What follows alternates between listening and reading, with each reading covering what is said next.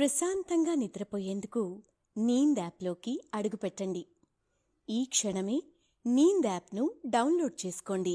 ఒత్తిడిని తగ్గించి ప్రశాంతమైన నిద్రలోకి మిమ్మల్ని తీసుకెళ్లే చక్కని కథలు, ధ్యాన పద్ధతులు, ఆహ్లాదకర సంగీతాన్ని మీరు నీంద్ యాప్లో మాత్రమే వినండి. ఇవే కాకుండా పలు రకాల స్లీప్ ప్రోడక్ట్స్ అయిన sleep gummies, milk mix, sleep tea bags గురించిన సమాచారం తెలుసుకోవచ్చు. ఈ ప్రోడక్ట్స్కి మీరు బానిస అయ్యే అవకాశమే లేదు. వీటిని వాడడం వల్ల మీకు ఎటువంటి సైడ్ ఎఫెక్ట్స్ కూడా ఉండవు. సంపూర్ణంగా నిద్రపోయేందుకు ఇవి సహకరిస్తాయి. మీ నిద్రానుభవాన్ని మరింత మెరుగుపరుస్తాయి. నమస్తే, నేను మీ హేమ.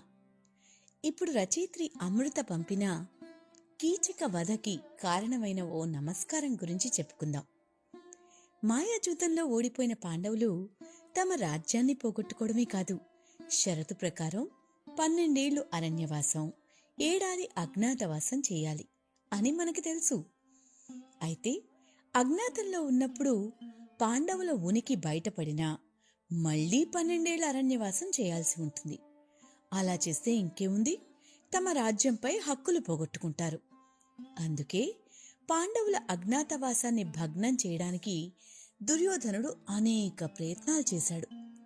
కాని దుర్యోధనుడు ఎత్తులను పాండవులు తిప్పికొట్టి విజయవంతంగా తమ అరణ్యవాసం పూర్తి చేశారు.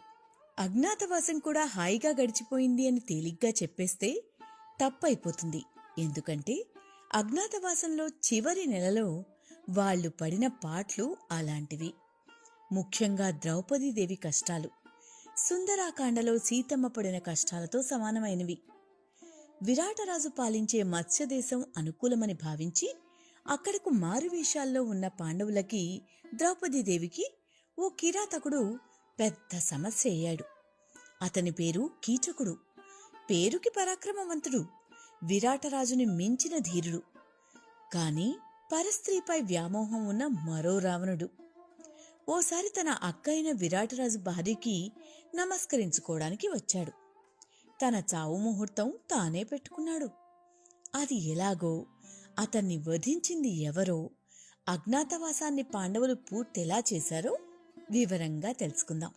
దానికంటే ముందు వాతాపి జీర్ణం మంత్రాన్ని జపించుకుని, తిన్నది జీర్ణించుకుని నిద్రకి సిద్ధంగా ఉన్నారని ఆశిస్తూ ఇప్పుడు సౌకర్యవంతమైన స్థితిలోకి వెళ్దాం. మీకిష్టమైన రీతిలో పడుకుని అన్ని లైట్లను ఆఫ్ చేసి మీ కళ్ళు మూసుకోండి. నెమ్మదిగా గాలి పీలుస్తూ పూర్తిగా లోతైన శ్వాస తీసుకుని వదలండి. ఈ ప్రపంచాన్ని, ఇవాల్టి జ్ఞాపకాలను మెల్లగా పక్కకు నెట్టి నిద్రలోకి క్రమంగా జారుకునే సమయం ఇది. మరోసారి నెమ్మదిగా గాలి పీలుస్తూ లోతైన శ్వాస తీసుకుని మీ శరీరంలోని ఒత్తిడిని బయటికి వదిలివేయండి. ఇప్పుడు చెయ్యాల్సిందల్లా విశ్రాంతి తీసుకోవడం, సేద తీరడం, మునుపటి స్థితికి రావడం. మీరిప్పుడు మంచం మీద ఉన్నారు. రోజువారీ అలసట నుంచి మీ శరీరం విశ్రాంతి తీసుకుంటున్నట్లుగా మీకు అనిపిస్తుంది. కాళ్ల నుంచి మొదలుపెట్టి మీ అవయవాల్లోని ఒత్తిడిని ఒక్కొక్కటిగా బయటికి పంపించేయండి. మీకోసం అవన్నీ రోజంతా చాలా కష్టపడ్డాయి కాబట్టి వాటికి విశ్రాంతి తీసుకునే అర్హత ఉంది. ముందుగా మీ పాదాల్లో మొదలైన విశ్రాంత అనుభూతి క్రమంగా మీ మోకాలి క్రింది భాగానికి చేరుతుంది. అక్కడి నుంచి మోకాళ్లలోకి ప్రవేశిస్తుంది. ఇప్పుడు మీ కాలి పైభాగాన్ని విశ్రాంతి తీసుకొనివ్వండి. ఈ విశ్రాంత అనుభూతి క్రమంగా మీ పొత్తి కడుపు నుంచి వెన్నెముక మీదుగా ఎగువ వీపు వరకు వచ్చి తర్వాత ఛాతీలోకి ప్రవహిస్తున్నట్లుగా గుర్తించండి. అక్కడి నుంచి మీ భుజాల్లోకి, తర్వాత చేతుల్లోకి, చివరగా వేలి కొనల వరకు వెళ్తున్నట్లుగా అనుభూతి చెందండి. ఆపై మీ మెడ, తల, ముఖం వరకు ఆ అనుభూతి ప్రవహిస్తుంది. ఇప్పుడు మీ శరీరం మొత్తం ప్రశాంతంగా, రిలాక్స్డ్గా నిద్రకు సిద్ధంగా ఉంది. త్వరలో మీరు చక్కని నిద్రలోకి జారుకుంటారు. డ్రీమ్ల్యాండ్లో ప్రశాంతంగా ప్రయాణిస్తారు. ఈ ప్రయాణం ఉదయం వరకు కొనసాగుతూ ఉంటుంది. నమస్కారం చేద్దామని వస్తే అది చావు ముహూర్తం ఎలా అవుతుంది? పైగా తన అక్కకే గదా నమస్కరించుకోవాలనుకుంది. కీచకుడు తప్పు ఏమిటసలు తెలుసుకుందాం. అరణ్యవాసంలో పాండవులు నేర్చుకున్న పాఠాలు మనం ఇప్పటికే ఎన్నో కథల్లో చెప్పుకున్నాం. వారికి ప్రతిరోజు సమస్యలు ఎదురైనా పాఠాలుగా నేర్చుకున్నారు. ఇప్పుడేమో అజ్ఞాతవాసంలో ఉన్నారు. అజ్ఞాతవాసం ప్రశాంతంగా కొనసాగిస్తూ మరో నెల రోజుల్లో ముగించుకుని హస్తినాపురానికి వెళ్లాల్సిన పాండవులు విరాటరాజు దేశంలో మారు వేషాల్లో మరో పేర్లతో హాయిగానే కొంతకాలం గడిపారు.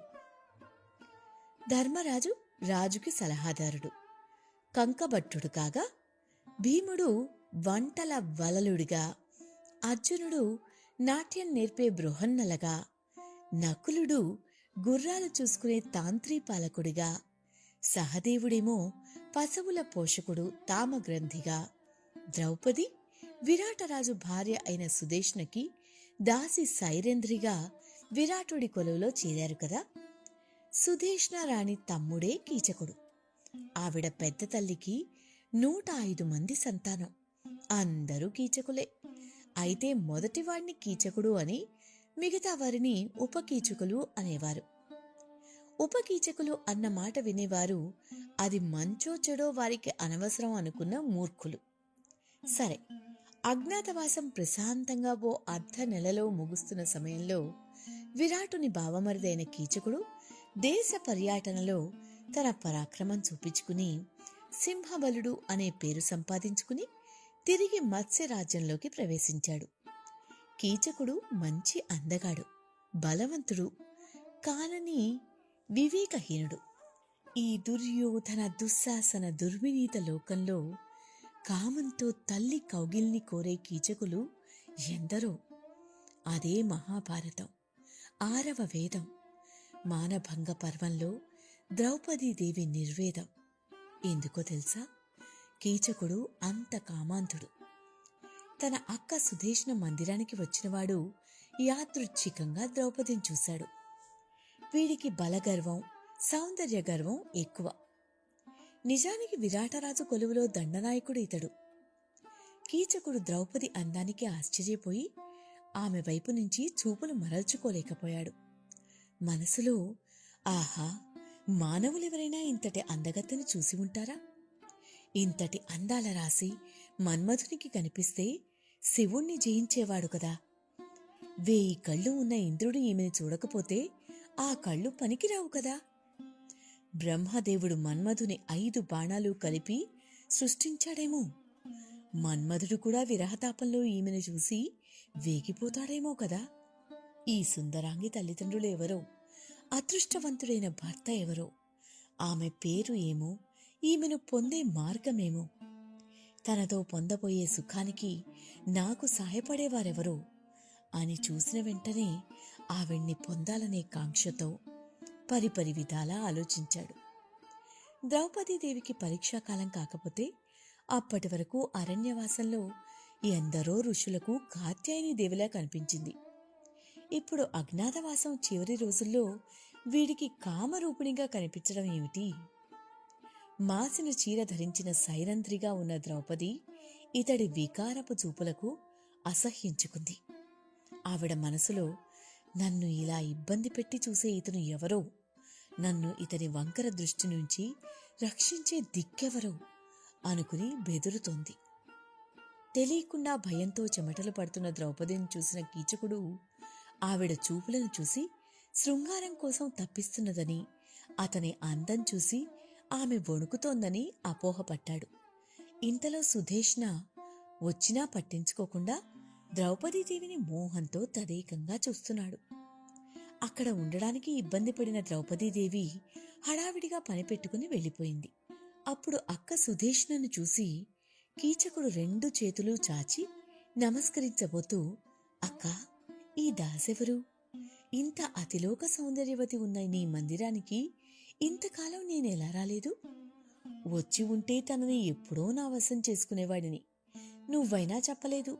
ఇప్పటికైనా దాని వివరాలు వివరించి నా మందిరానికి పంపు అని నమస్కరించాడు.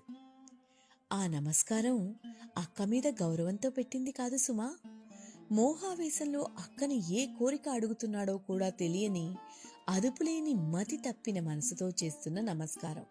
విషపూరిత బుద్ధితో పెట్టిన నమస్కారం. సుదేష్ణకి ఆ మాటలు వింటుంటే నోటిమాట రాలేదు. తమ్ముడా, ఆమె సైరంధ్రి. ఆమె 5 గంధర్వులకు భార్యనని, తనకి ఏ చిన్న హాని వచ్చినా ఈ గంధర్వులు ఊరుకోరని, కీళ్లు విరిచేదాకా నిద్రపోరు అని చెప్పింది. పరపురుషుడి సేవ చెయ్యననే షరతు పెట్టి నా దగ్గర పనిచేస్తోంది.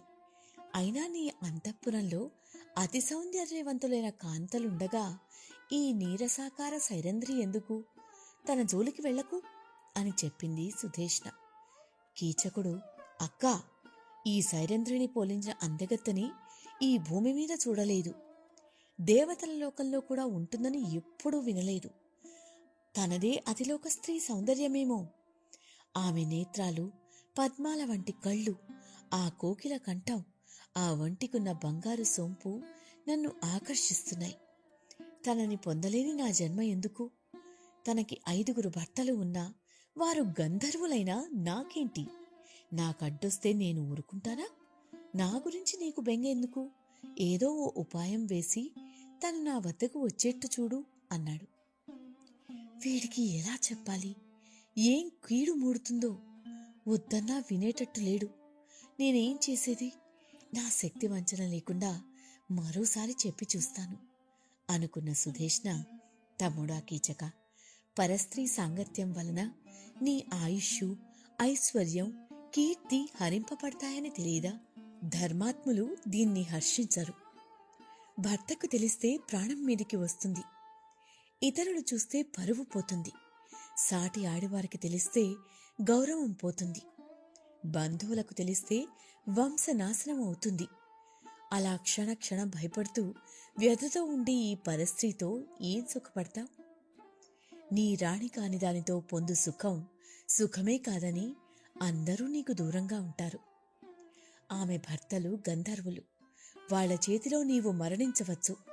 నీకు అంత గర్వం పనికిరాదు. ఆ దాసిని మర్చిపో. చెడు కాంక్ష, పరస్త్రీ వ్యామోహం వలన వినాశం తప్పదు. నీలాంటి బుద్ధిమంతులకు, ధీర పరాక్రమవంతులకు ఇది తగదు అంది సుధేష్ణ. అక్క చెప్పిన మాటలు విన్న కీచకుడికి అసహనం పెరిగింది. ఓ సుధేష్ణ, అక్క అని గౌరవిస్తుంటే ఏంటి నీ సూక్తులు? ఒక్క మాట చెప్తున్నాను విను. ఈ భూలోకంలో నన్నెదిరించి నిలువగల వీరుడు లేడు. నీ భర్తైనా సరే నా ముందు నోరు మూయాల్సిందే. నా బాహుబలంతో గంధర్వాదులను సంహరించగలను. నాకు బుద్ధి చెప్పడం మాని నా కోరిక తీర్చే మార్గం చూడు. ఏ చేత కాదా? ఓ, మరో స్త్రీ అందాన్ని నీ ముందు పొగుడుతూ ఉంటే తట్టుకోలేకపోతున్నావా అని వంకరగా మాట్లాడుతూ, ఇంతలో అక్క మొహం తిప్పుకుంటోంది అని గ్రహించి వంగి అక్క పాదాలకు నమస్కరించి, నీ తమ్ముడు కోరిక నువ్వు కాక ఎవరు తీరుస్తారు చెప్పు అని ప్రాధేయపడ్డాడు. పంతం దక్కించుకోవడానికి కాళ్లు పట్టుకున్న కీచకుడు కంఠం కూడా పట్టుకుంటాడు అనుకున్న సుధేష్ణకి ఏం చేయాలో తోచలేదు. మనసులో ఇక వీడేం చెప్పినా వినడు. వీడికి ఆమెను జత చేస్తానని చెప్తే గాని నన్ను వదలడు, లేదా నన్ను నా భర్తని ఊరుకోడు. పోనీ ఆ పనే చేస్తాను. ఎలాగో ఆమె భర్తలైన గంధర్వులు తన కోసం వస్తే కీళ్లు విరిస్తే వాళ్ల చేతిలో వీడే చస్తాడు, లేకపోతే మన్మధుడి చేతిలో చస్తాడు. ఎలా అయినా వీడికిక చావు తథ్యం. నేను బయటపడాలి. నా భర్త, నా రాజ్యం క్షేమంగా ఉండాలి అనుకుని, కీచక, ఎందుకు ఆరాటపడతావు? ఆమెని నీ వద్దకు పంపుట కష్టం కాదులే. కాని నువ్విప్పుడు వెళ్ళు. సైరంధ్రిని నీ వద్దకు నేనే ఒప్పించి పంపుతాను. ఆ తర్వాత నీ ఇష్టం. ఇప్పుడు పో అని కీచకుణ్ణి పంపేసింది సుధేష్ణ. అక్కగా చక్కని బుద్ధిమాటలు చెప్పిన సుధేష్ణ కూడా చివరికి తన స్వార్థం చూసుకుంది. తన్ని నమ్ముకున్న ద్రౌపదీదేవిని కర్మానికి వదిలేసింది. అక్క మాటలు విన్న కీచకుడు సంతోషంతో తన మందిరానికి వెళ్ళాడు. విందు భోజనం సిద్ధం చేసుకున్నాడు. మధుర రసాలు ఏర్పాటు చేశాడు. పనివారందరినీ పంపించేశాడు. తన మందిరంలో ఎవరూ లేకుండా చూసుకుని అందమైన ప్రదేశంలో కూర్చుని సైరంధ్రి కోసం ఎదురు చూస్తున్నాడు. సుధీష్ణ సైరంధ్రిని పిలిచి, సైరంధ్రి, నాకు చాలా దాహంగా ఉంది. నా తమ్ముని కీచుకుని ఇంట్లో రుచికరమైన మద్యం మదిర ఉంటుంది, తీసుకురా. అది తాగితేనే ఈ దాహం తీరేటట్టు ఉంది అని దాహంతో నోట మాట రాని దానిలా మాట్లాడింది. ఈ మాటలు విన్న ద్రౌపది మనసు తల్లడిల్లింది. ఆమె శరీరం నిండా చెమట పట్టింది. అమ్మా, నన్ను వదిలిపెట్టు. మదిరని తీసుకురావడానికి వేరొకరిని పంపు. నేను మీకు నీచపు పనులు చేయను అని చెప్పాను. మీ గృహం అతి నిర్మలమైందని నా భర్తలు దూరంగా ఉన్నా మిమ్మల్ని నమ్మి మీ ఇంట ఉండి మీకు సేవలు చేస్తున్నాను కదా. నా వంటి అనాథను ఇలాంటి నీచపు పనులకు పంపడం భావ్యమా అని ప్రశ్నించింది. సుధీష్ణ అనుమానం రానివ్వకుండా, సైరంధ్రి, నేను మనసుపడి తాగాలని మద్యం తేవడానికి నిన్ను పంపుతున్నాను. ఇందుకు నీచజాతి వారిని పంపగలనా? మన స్నేహం ఇంతేనా? అయినా పంపేది నా తమ్ముడి దగ్గరికి. తేడా జరిగితే నీ భర్తలు రానే వస్తారు. నీకెందుకు భయం అని ద్రౌపదీదేవికి మరో మాట మాట్లాడే అవకాశం లేకుండా పంపించింది. దేవుని మీద భారం వేసి ద్రౌపది కీచకుని ఇంటికి బయలుదేరింది. అంతఃపురం దాటి అడుగు బయటకు పెట్టిన ద్రౌపదీదేవి సూర్యుడికి నమస్కరించి, ఓ సూర్య భగవానుడా, నాకు ఈ కీచకుని వలన ఎటువంటి ఆపద కలగకుండా కాపాడు అని ప్రార్థించింది. సూర్యుడు కరుణించి ద్రౌపదికి రక్షణగా, ఆవిడికి తెలియకుండా ఒక రాక్షసుణ్ణి ఆవిడికి నీడగా పంపాడు. అతడు అదృశ్య రూపంలో ద్రౌపదీదేవి వెన్నంటే నడుస్తున్నాడు. ద్రౌపది తడపడే అడుగులతో కీచకుని మందిరంలోకి ప్రవేశించింది. కీచకుడు ఆవిడ రాక కోసమే ఎదురు చూస్తున్నాడు. ద్రౌపది కీచకుడితో, మా దేవి తృష్ణ తీరడానికి మదిరై తీసుకురమ్మంది. త్వరగా మదిరను ఇవ్వండి అంది. కీచకుడు, మీ దేవి తృష్ణను తీర్చాలంటే నా తృష్ణ తీర్చాలిగా అన్నాడు. ద్రౌపది, ఆలస్యమైతే మా దేవి కోపగించుకుంటుంది. త్వరగా మదిరను ఇవ్వండి అని ప్రార్థించింది. కీచకుడు, మద్యం వేరే వాళ్లతో పంపుతాను గాని నీవు నా తాపాన్ని పోగొట్టు. నిన్ను నా రాణిగా చేసుకుంటాను. అపారమైన మణిభూషణాలు, విలాస గృహాలు సమర్పిస్తాను. నా భార్యలను నీకు దాసులను చేస్తాను అంటూ కీచకుడు రావణుడు సీతమ్మకి ఏ రాజభోగాలు కట్టబెడతానన్నాడో అలాంటివే ఇస్తానని ఆశపెట్టే ప్రయత్నం చేస్తూ ద్రౌపదీదేవిని పట్టుకోబోయాడు. అంతలో ద్రౌపదికి రక్షగా ఉన్న రాక్షసుడు ఆమెలోకి ప్రవేశించాడు.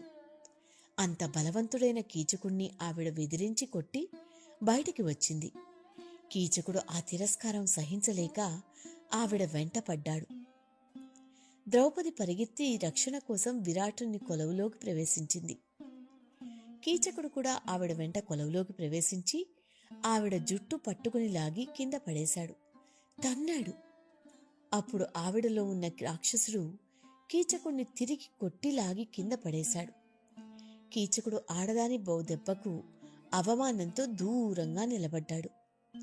సభలో ఉన్న జనాలు, రాజు, మంత్రులు మౌనంగా చూస్తున్నారే కాని ఎవ్వరూ ఒక్క మాట మాట్లాడలేదు. ఒక్కడు మాత్రం క్రోధంతో ఊగిపోయాడు. ఆ సమయంలో ధర్మరాజు రాజు పక్కనే ఉన్నాడు.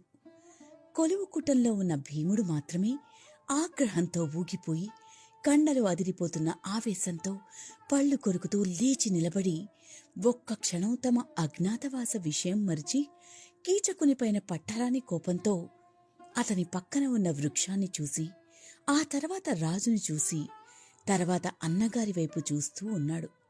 అంటే, అన్నా, ఆజ్ఞ ఇస్తే ఆ చెట్టుని పీకి పక్కన ఉన్న కీచకుణ్ణి చంపి చేతకాని దద్దమ్మ అయిన ఈ విరాటరాజుని కొట్టి చంపుతాను అని ధర్మరాజుతో సైగ చేశాడన్నమాట. ధర్మజుడు భీముణ్ణి కనుసైగతో వద్దని ఆపాడు. భీముడి ఆవేశం తగ్గట్లేదు అని గ్రహించాడు. ధర్మరాజు విరాటునితో, మహారాజా, మన వంటవాడు వలలుడు ఎక్కడ చూశాడో కాని వంట చెరకు కోసం వేరు వృక్షాలు లేవా?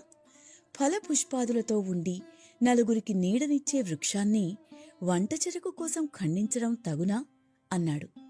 అంటే మనకి నీడని ఇచ్చే వృక్షం లాంటి రాజుని చంపడం తగునా అని భీముణ్ణి ఉద్దేశించి అన్నాడన్నమాట. అన్న మాట మీద గౌరవంతో కోపాన్ని క్షణంలో అణుచుకుని కూర్చున్నాడు భీముడు. భీముని కోపం గ్రహించిన ద్రౌపది సంతోషించింది. కాని ధర్మరాజు మాటలు విని భీముడు కోపం తగ్గించుకున్నాడని ఆ క్షణం సహించలేకపోయింది. సాయం రావాల్సిన భర్తే శాంతించమని చెప్పడం ఏమిటో ఆ నిమిషంలో ఆవిడికి అర్థం కాలేదు. ధర్మరాజు మీద కోపం తెచ్చుకుంది. కాని అజ్ఞాతవాసంలో నేరుగా భర్తలతో మాట్లాడకూడదు కదా. అందుకే ద్రౌపది విరాటరాజుతో, రాజా, ధర్మధర్మాలు తెలిసినవాడు ఒకడు, శత్రువులను అవలీలగా గుద్ది చంపగలిగేవాడు ఒకడు, ధనుర్విద్య తెలిసినవాడు ఒకడు, పశుపక్షుల క్షేమం చూసుకునేవారు. ఈ నిండు సభలో కోలు ఉన్నా ఎవ్వరూ మాట్లాడలేరా? నేను ఎవరికి చెప్పుకోవాలి? గంధర్వులు అయిన నా 5 భర్తల తర్వాత ఏదో చేస్తారని ఎదురుచూడాలా? ఇప్పుడు ఈ కీచకుణ్ణి శిక్షించేవాడు, కనీసం మందలించేవాడే లేడా? ఇక సామాన్యమైన స్త్రీలకు రక్షణ ఏది? ఈ విరాటరాజు కొలువులో స్త్రీకి అవమానం జరుగుతుంటే చేతకాని అసహనంతో తలదించుకుపోవాల్సిందేనా? ఎవరికీ కరుణ లేదా? ధర్మరక్షణ చేయవలసిన రాజే ఇలా మౌనం పాటించడం భావ్యమా అని సూటిగా కొలువులో ఉన్నవారిని, రాజుని ప్రశ్నించినా ఆ ప్రశ్నలు ధర్మరాజుని, తన భర్తలకి ఉద్దేశించినవి. కీచకుడు కన్నెర్ర చేసి చూస్తున్నాడు. కాని అప్పటికే విరాటరాజు చేతకానితనం ప్రపంచానికి తెలిసింది. ఇదే ఆడది ఓ నిండు సభలో అవమానపడుతుంటే చీర సాయం చేశాడు ఆపద్బాంధవుడు. ఈరోజు మరో నిండు సభలో అదే ఆడదానికి మళ్లీ అవమానం జరుగుతోంది. ఆవిడ ప్రశ్నలకి సమాధానం లేని రాజు ఏదో ఒకటి మాట్లాడాలి అని, కీచక, ఈ ఆడదాని మాటలు పట్టించుకోకు, నీ మందిరానికి పో, నీకు కోపం తగదు అని కీచకుడు వైపు మాట్లాడి అతణ్ణి అక్కడ్నుంచి ఎలాగో వెళ్ళిపోమ్మన్నాడు. లోలోపల, నేను ఎలాగో ఈ కీచకుణ్ణి ఎదుర్కోలేను, నిజంగా ఈవిడ భర్తలు గంధర్వులైతే వాళ్లే వాడి సంగతి చూసుకుంటారు అనుకుని కీచకుణ్ణి పంపేసి తన కొలువుని శుభ్రం చేసుకున్నాడు. తన భార్య సుధేష్ణలాగానే తన స్వార్థం చూసుకున్నాడు. కీచకుడు తన మందిరానికి వెళ్ళాడు. రాజుగా ఉన్న విరాటరాజు కీచకుడికి భయపడే తక్కువ రాజు అని ఆ రోజు ప్రపంచానికి తెలిసిపోయింది. రాజుకి మరోవైపు సైరంధ్రి ఇంకా తనని ఏ ప్రశ్న వేస్తుందో అని భయం వేసి మౌనంగా ఉన్నాడు. కొలువులో ఉన్నవారు కూడా కీచకుడికి ఎదురు చెప్పలేనివారే. ఆ విషయం ఒప్పుకుని చేతకానితనాన్ని చూపించుకోలేరు, అలా అని సైరంధ్రికి న్యాయమూ చేయలేరు. కాబట్టి మౌనం పాటించారు. ద్రౌపది, భీముడు, ధర్మరాజు సమాధానం కోసం చూస్తున్నారు. రాజు చేతకాని పనికిమాలిన తలను చూసి కలత చెందిన మనసుతో ధర్మరాజు ఇక భర్తలుగా తామే సమయం చూసుకుని రహస్యంగా న్యాయం చెయ్యాలని గ్రహించి ద్రౌపదిని చూసి ధర్మం మాట్లాడడానికి చెమట పట్టి ఆవిడని సభ నుంచి వెళ్లేలా చెయ్యాలని, సైరంధ్రి, నీకు న్యాయం జరుగుతుంది, నువ్వు రాణిగారి అంతఃపురానికి వెళ్ళు, నీకు జరిగిన అవమానానికి నీ భర్తలు మాత్రం ఊరుకుంటారా? వారిది అవమానం కాదా? కాని ఇది సమయం కాదని ఊరుకుని ఉంటారు. ఇక్కడ ఇంకా నిందించడం తగదు. కులస్త్రీ నిండు సభలో మాట్లాడ్డం భావ్యమా అన్నాడు. కాని ద్రౌపది అక్కడి నుండి కదల్లేకపోయింది. ఏదో మాట్లాడాలని ప్రయత్నిస్తుంటే ధర్మరాజు, ఓ సైరంధ్రి, ఏమిటిది? 10 మందిలో నాట్యకత్తలా నిలబడ్డావు? కులస్త్రీలకు ఇది తగదు, పొమ్మన్నాను కదా అన్నాడు. నిజానికి ఆవిడ ఇంకేం ప్రశ్నించినా చెప్పేందుకు ధర్మరాజు దగ్గర కూడా సమాధానం లేదు. ద్రౌపది రోషంగా తల ఎత్తి ధర్మరాజును చూసి, ఓ కంకబట్ట, నేను కులస్త్రీనని గుర్తు చేశావెందుకయ్యా? నాకు తెలియదా? నర్తకిని అని పోలికలు ఎందుకు? అయినా నా భర్తల్లో ఒకడు నర్తకుడులే, కనుక నేను నర్తకినే. మరో భర్త జూదరి కూడా. నన్ను ఈ పరిస్థితికి తెచ్చిన జూదరి భార్యను కాబట్టి గౌరవ మర్యాదలు తెలియవులే అంటూ తన ఆక్రోశాన్ని బయటికి చెప్పుకుని కన్నీరు కారుతున్న కళ్లతో సభ నుండి వెళ్ళిపోయింది. ధర్మరాజుకి ఆవిడ బాధ అర్థమైంది. కాని ఏం చేయగలడు? భంగపడిన భార్య ఊగిపోతున్న భీముడు. ఆవేశంలో ఉన్నవారు ఎవరో బయటపడితే అజ్ఞాతవాసం భంగంతో పాటు ఎక్కువ మాట్లాడితే ప్రశ్నించే రాజు, కీలుబొమ్మలుగా కూర్చున్న సభలో పెద్దలు, ఆవేశంతో కన్నెర్ర చేసి ఇప్పటిదాకా నించున్న కీచకుడు, ఇల్లాలిని ఓదార్చలేని పరిస్థితి. ఆవిడ ప్రశ్నల్లో న్యాయం ఉన్నా ధర్మం నిలబెట్టలేని చేతకాని సమయం. తమ్ముడి ఆవేశం అణచాలి, భార్యని అక్కడ్నుంచి పంపించాలి. కాని పెద్దవాడు కాబట్టి మౌనం పాటించకుండా మాట్లాడాలి. అందుకే ఆవిడని రెచ్చగొట్టి అక్కడ్నుంచి వెళ్లేలా చేశాడు. తన భర్తలు ఉన్నారని, చూసుకుంటారని భరోసా ఇచ్చాడు. కాని ద్రౌపది వాక్కుకి ఆవిడికి రాజు న్యాయం చెయ్యలేదు కాబట్టి గంధర్వులు వస్తారని అర్థమయ్యింది సభలోని వారికి. ఎవరికి వారు మాకెందుకు అనుకున్నారు. ఎవరు కలుగు చేసుకుంటే ఎవరికి ఏ ముప్పు వస్తుందోనని తలలు దించుకుని పట్టనట్టు ఉన్నా వారికి భయం మొదలైంది. 5 భర్తలున్న తనను ఆ సమయంలో ఎవరు కాపాడారు? సమర్థత ఉన్న భర్తలున్న ఆ సభలో ఎవరికి వారే అయ్యారు. ప్రశ్నించిన ఆడదానికి సమాధానం ఎవ్వరి నుంచి రాలేదు. అందరూ ఉన్నా బయటపడలేక, ఎవ్వరికీ తన గోడు పూర్తిగా చెప్పుకోలేక, తనను అవమానించిన వాడిని ఏమీ చెయ్యలేక, ఓదార్చేవారు లేకపోగా సభ నుంచి ధర్మరాజే వెళ్ళిపోమ్మన్న అవమానం ద్రౌపదీదేవిది. రావణులు, కీచకులు రాజులైతే, సైంధవులే ప్రతి కథానాయకుడి పేరు అయితే తీరేనా అశోకవనంలో సీతమ్మ కష్టాలు, నిండు సభల్లో ద్రౌపదీదేవి శోకాలు?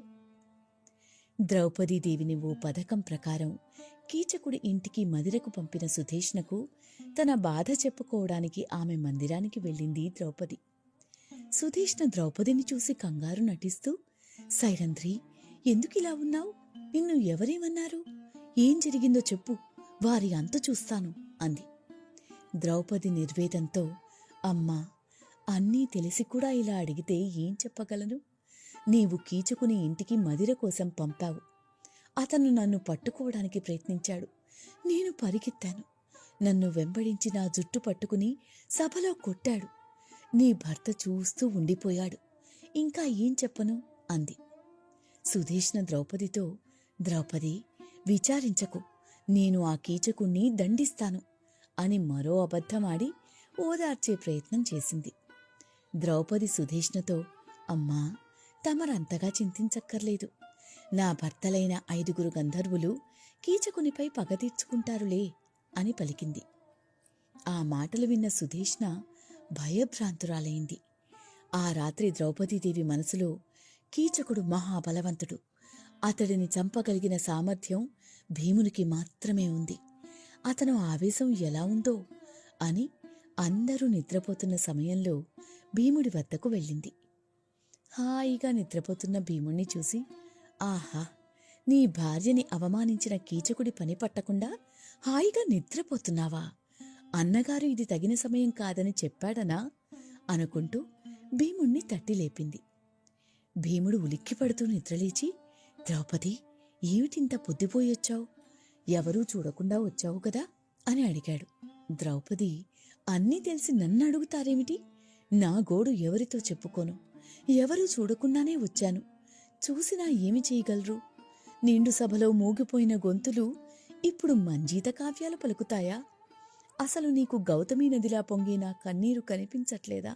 నన్ను మోహించి అనరాని మాటలాడి నన్ను అవమానించిన కీచకుడు నాపై మోజుపడ్డాడు. కామకాంక్షతో రగిలిపోతున్నాడు. ఎప్పుడు వచ్చి ఏం చేస్తాడో తెలీదు. నా భర్తలైన గంధర్వులు నిన్ను హతమార్చగలరు, జాగ్రత్త అన్నాను. ఆ మాటలింక మరిచిపోవాల్సిందేనా? అలనాడు కురుసభలో దుశ్శాసనుడు నన్ను అవమానించాడు. అడవిలో సైంధవుడు అవమానించాడు. ఈనాడు విరాటుని కొలువులో కీచకునిచే అవమానించబడ్డాను.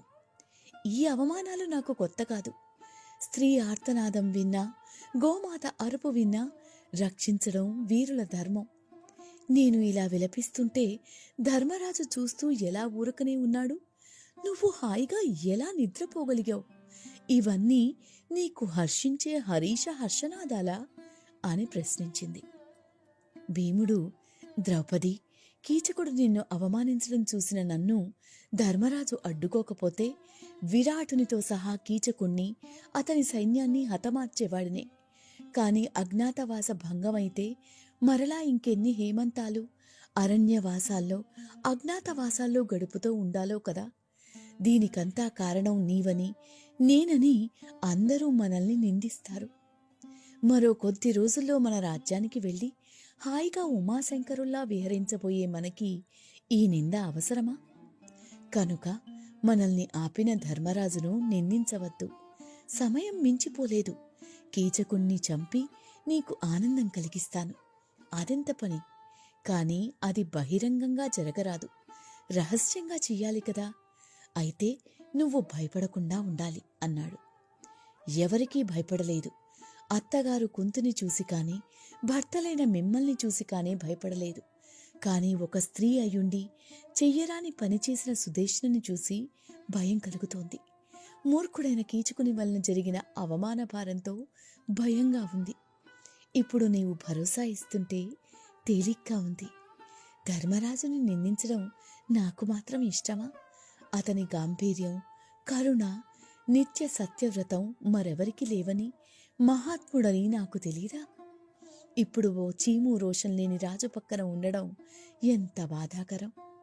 బకాసురుడు, జరాసంధుడు మొదలైన రాక్షసులను చంపిన నీలాంటి వీరుడు కట్టెలు కొట్టడం, వంటలు చేయడం ఎంత బాధాకరం. పరమేశ్వరుణ్ణి మెప్పించి పాశుపతాన్ని సంపాదించిన అర్జునుడు పేడి రూపంలో నాట్యం నేర్పుతుంటే ఎంత బాధాకరం.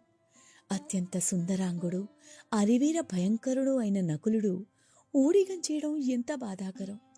సుకుమారుడైన సహదేవుడు పశువులను మేపుతుంటే అది ఎంత బాధాకరం. నిత్యం చేతులు కాయలు కాసేలా సుదేష్ణకి గంధం ఆరగా తీస్తున్నా మీ అందరి గురించి తలుచుకుని బాధతో రగిలిపోతూనే ఉన్నాను. భీమసేన, ఈరోజు జరిగిన దాని తర్వాత నా బాధ రెట్టింపయ్యింది. కీచకుణ్ణి వధించకపోతే నాకు మనశ్శాంతి లేదు అని చేతులు జోడించి అంజలి ఘటించింది. భీముడు, ద్రౌపది, నీవింతగా చెప్పే పని లేదు. రేపటి రోజున కీచకుడికి నా చేతిలో చావు మూడింది. కీచకుడు మళ్లీ వస్తే అతని కోర్కె అంగీకరించినట్లు నటించి అతన్ని ఒంటరిగా నర్తనశాలకు రమ్మని చెప్పు. అక్కడ నేను చూసుకుంటాను.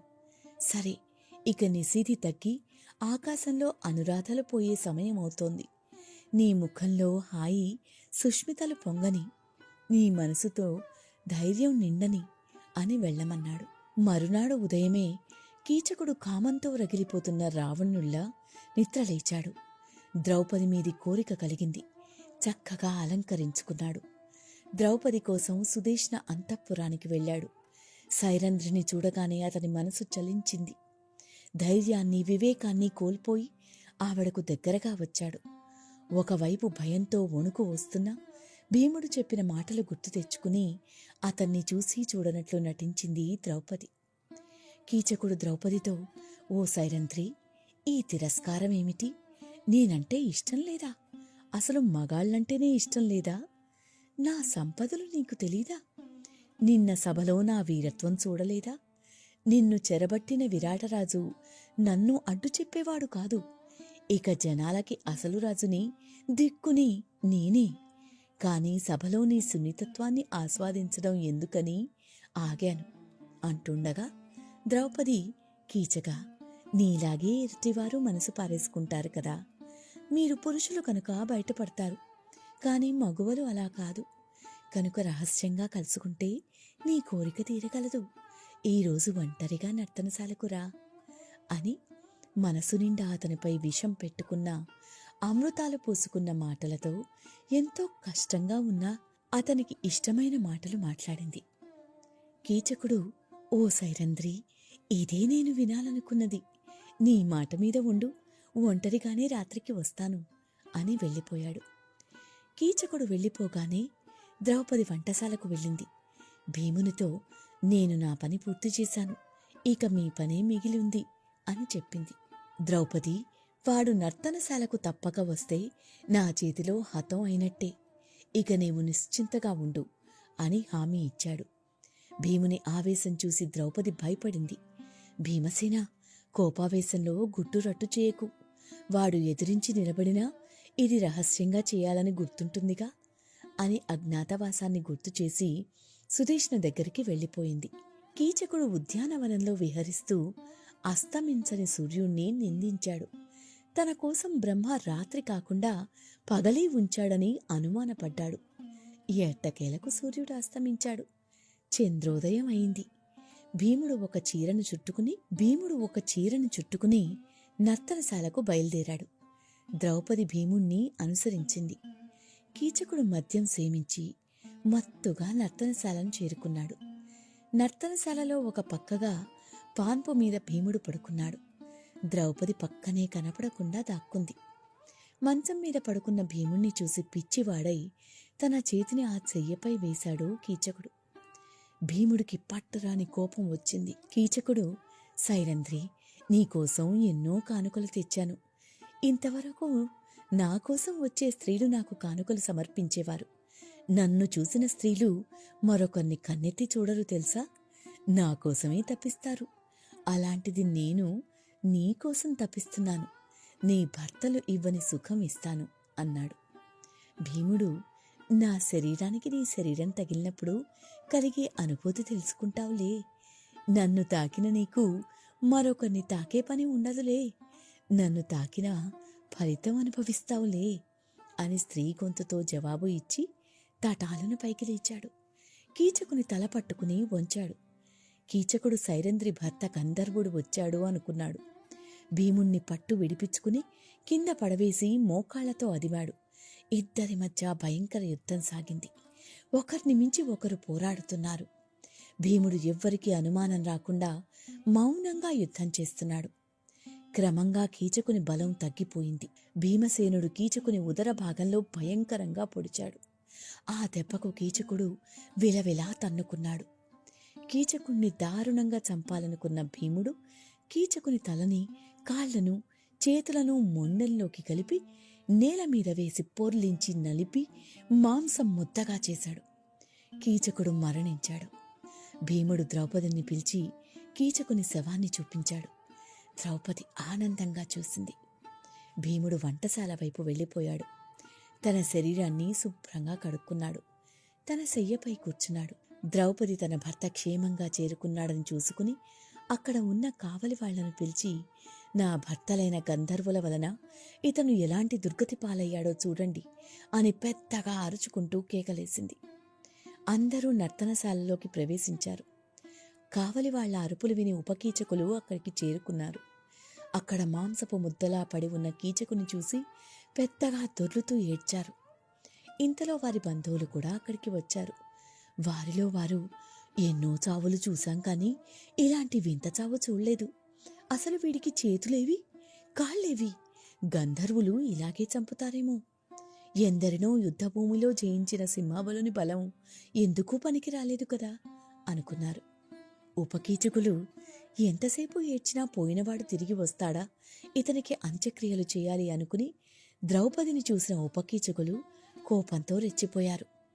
తమ అన్న మరణానికి కారణం ఆవిడే అని ఒక్కసారిగా ద్రౌపది మీదికి దూకి ఆవిడ చేతులు వెనక్కి విరిచికట్టి, దీనివలనే దీని అందం చూసే కీచకుడు మరణించాడు, ఈమె ఇక బ్రతకకూడదు, అన్న శవంతో చేర్చి కాల్చివేయాలి అని నిర్ణయించారు. తమ నిర్ణయాన్ని విరాటరాజుకు తెలిపి అతని అనుమతి తీసుకోవడానికి వెళ్లారు. అప్పటికే కీచకుని మరణవార్త విన్న విరాటుడు దిగ్భ్రాంతితో కూర్చుని ఉన్నాడు. జయ, జయంత, విజయ, జయత్సేన, జయద్బల, నన్ను ఈ దుర్మార్గులు కీచకుని శవంతో కట్టి దహనం చేయడానికి తీసుకుపోతున్నారు, రక్షించండి అని తన రక్షణ కోసం పెద్దగా ఏడుస్తూ పాండవులను పిలిచింది ద్రౌపది. కేకలు భీముణ్ణి చేరాయి. భీముడు ఆగ్రహుడై వారికంటే ముందుగా శ్మశానం చేరుకుని ఒక పెద్ద చెట్టును మొదలంటా పెకిలించి భుజంపై పెట్టుకుని ఉపకీచకుల రాకకై ఎదురుచూస్తున్నాడు. శ్మశానం చేరుకున్న ఉపకీచకులు భయంకరాకారంతో నిలబడి ఉన్న భీముణ్ణి చూసి గంధర్వుడు వచ్చాడనుకుని భయపడి శవాన్ని అక్కడే వదిలి పారిపోయారు. భీముడు వారిని తరిమి తరిమి కొట్టి సంహరించాడు. తరువాత ద్రౌపదిని విడిపించి సుదేష్ణ మందిరానికి చేర్చి తాను వడివడిగా వంటశాల చేరుకున్నాడు. 105 మంది కీచకుల మరణవార్త విన్న విరాటుడు తన భార్య సుదేష్ణ భయపడ్డారు. సుదేష్ణ, ఈ సైరంధ్రిని ఎలాగైనా ఇక్కడ్నుంచి బయటకు పంపు. ఆమె ఇక్కడ ఉంటే మగవాళ్లు ఆమె పక్కకు పోతేనే ప్రమాదంలో చిక్కుకుంటున్నారు. ఆమె ఇక్కడ ఉంటే మరింత అనర్థాలు వస్తాయి అన్నాడు. శవాన్ని తాకిన మైల పోవడానికి ద్రౌపది సచేల స్నానం చేసింది. సుదేష్ణ మందిరానికి చేరడానికి వీధుల్లో నడిచి వస్తుండగా ప్రజలు ఆమెను చూసి భయభ్రాంతికి లోనయ్యారు. వంటశాలను సమీపించిన ద్రౌపది ఎవరికీ అర్థం కాకుండా, కీచకుల బారి నుండి నన్ను రక్షించిన నా గంధర్వపతికి నమస్కరిస్తున్నాను అన్నది. భీముడు కూడా అలాగే ఎవరికీ అర్థం కాకుండానే, ఆపదలో ఉన్న భార్యను రక్షించడం భర్త కర్తవ్యం కదా, దానికి పొగడ్త ఎందుకు అన్నాడు. ఆవిడ మిగిలిన అంతఃపుర కాంతలతో చేరి సుదేష్ణ మందిరంలో ప్రవేశించింది. సుదేష్ణ ఆమెను సాదరంగా ఆహ్వానించి తన పక్కన కూర్చోబెట్టుకుని, సైరంధ్రి, నీవు చక్కని దానవు. కాని మగవాళ్లు ఏమాత్రం నిగ్రహం లేని వాళ్లని విరాటరాజు భయపడుతున్నాడు. నీ భర్తలైన గంధర్వులు నిన్ను చూసినంతనే మగవాళ్లను హతమారుస్తున్నారని విరాటరాజు భయపడుతున్నాడు. నిన్ను నువ్వు కోరిన చోటికి పంపమని తన మాటగా నీకు చెప్పమన్నాడు అంది. ద్రౌపది, అమ్మా సుదేష్ణ, ఇక 13 రోజులు మాత్రం నన్ను ఎప్పట్లా మీ ఇంట ఉండనివ్వండి చాలు. అంతటితో నా వ్రతం పూర్తవుతుంది. ఆ తర్వాత నా భర్తలు మీకు కనిపించి మీ కోరిక తీరుస్తారు. వారు దయామయులు, పరోపకార పరాత్పరులు. వారికి ఉపకారం చేసిన విరాటునికి వారు ప్రత్యుపకారం చేయడానికి ప్రయత్నిస్తారు అని వేడుకుంది. ద్రౌపది మాటలకు చలించిన సుదేష్ణ, సైరంధ్రి, నీ వ్రతం పూర్తయ్యే వరకు నా ఇంట ఉండవచ్చులే. అయితే నా భర్తను కుమారుణ్ణి రక్షించు. నీవు ఇక అంతఃపురం దాటి రావద్దు అని చెప్పింది. అలా కీచకుడి కథ ముగిసింది. చంపింది భీముడైనా ఎవరో గంధర్వులు వచ్చి కీచకులందర్నీ చంపారని మత్స్యదేశం నుంచి హస్తినాపురం వరకు వార్త పాకింది. అది చేసింది పాండవులే అని దుర్యోధనుడికి తెలిసినా అప్పటికే అజ్ఞాతవాసం పూర్తయింది. అజ్ఞాతవాసం పూర్తయిన తర్వాత తమ అసలు రూపాల్లోకి వచ్చిన పాండవులు విరాటరాజు కూతురైన ఉత్తరని అర్జునుడికి కొడుకైన అభిమన్యుడికి ఇచ్చి వివాహం జరిపించారు. ఆ తర్వాత హస్తినకు చేరుకున్నారు. పాండవులు యుద్ధం అనివార్యమైంది. ధర్మం గెలిచింది. యుద్ధం ముగిసే సమయానికి ఉత్తర గర్భంలో పిండంపై బ్రహ్మాస్త్రాన్ని ఉపయోగించిన అశ్వత్థాముడికి పట్టిన గతి మనం ఈ మధ్య అశ్వత్థాముడి కథలో తెలుసుకున్నాం. పాండవులు ధర్మరాజ్యం స్థాపించారు. 36 ఏళ్ల తర్వాత గాంధారి శాపానికి ఏం జరిగిందో మనం గాంధారి కథలో తెలుసుకున్నాం. ధర్మరాజు తర్వాత ఉత్తర గర్భాన పుట్టిన పరీక్షిత్ మహారాజు అయి కలియుగం మొదలయ్యేంత వరకు హస్తినాపురాన్ని ధర్మంతో పాలించాడు. అదండి విరాట పర్వంలో పాండవులకి మనకి మాత్రమే తెలిసిన గంధర్వులు చంపిన కీచక వధకి సంబంధించిన విశేష ఘట్టం. శుభరాత్రి.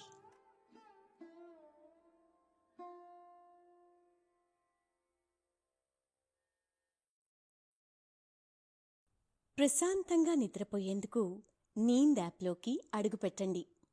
ఈ క్షణమే నీంద్ యాప్ను డౌన్లోడ్ చేసుకోండి.